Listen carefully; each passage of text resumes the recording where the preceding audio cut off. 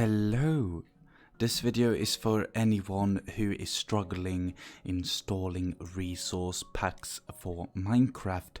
Actually, what a lot of people do wrong is they are trying to fiddle with the app data folder or anything like that. That is not needed whatsoever. You don't even really need WinRAR for this whatsoever. Just press the options here, press resource packs, and then just simply drag your file, your RAR file, your zip file, your 7-zip file.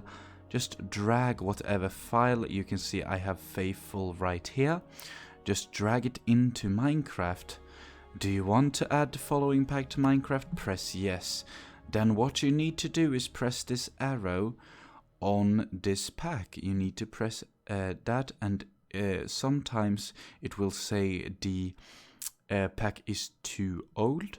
Don't worry about that, just press yes and you can see you now have Faithful installed. Press done, it will reload, and let me just quickly load up a world here, and you will see that it actually works. Just let's make it super flat so it's easy. Well, you can already see it works because obviously the background and the menu has changed, but let's just quickly load into a super flat world here, and I will show you that it does indeed actually work.